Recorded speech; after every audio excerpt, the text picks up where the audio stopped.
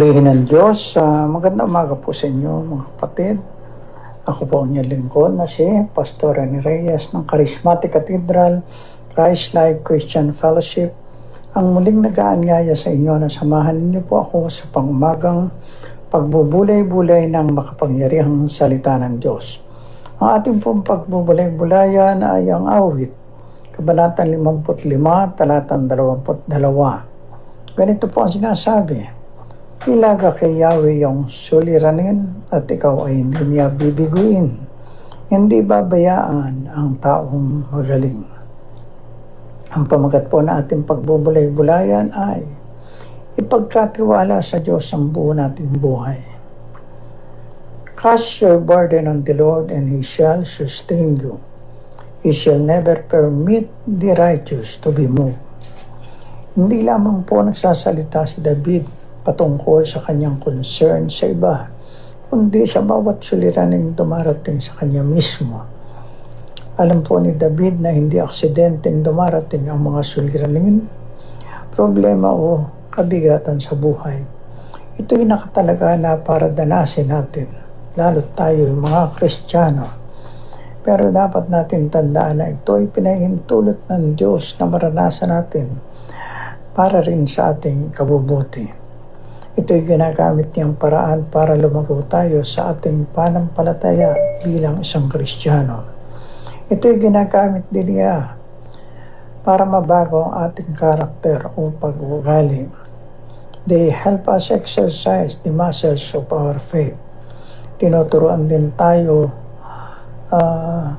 ng suliranin at kabigatan na maging matibay. Ito rin ay nakatutulong sa atin para higit na magtiwala tayo sa Diyos at di mamuhay sa ating sariling kakayahan lamang. May pangako po ang Diyos sa anumang problemang dumarating sa ating buhay. Una, tinitiyak niya tayong hindi tayo niya iiwan sa panahong ito. Sasamahan niya po tayo.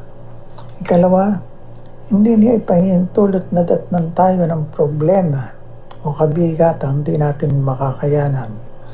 Ikatlo, kapag dumating ang problema o kabigatan sa ating buhay, bibigyan niya tayo ng kakayahan, kapangyarihang mapagtagumpayan niyon.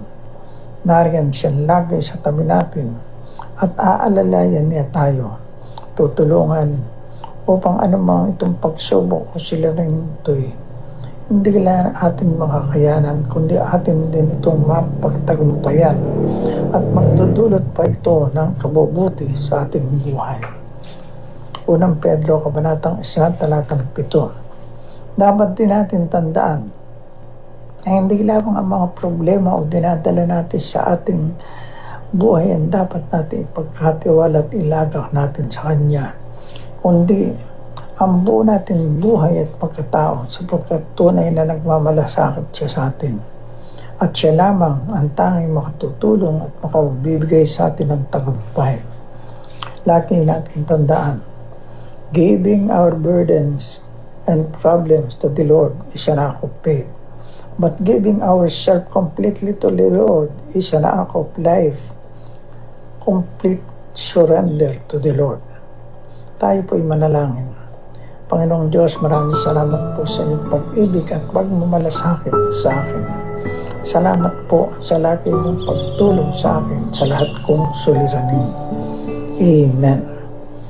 Patuloy po kayong pagpalain ng Diyos. Maraming salamat po muli sa inyong pakikisa sa pangumagang pagbubulay-bulay ng makapangyarihang salita ng Diyos.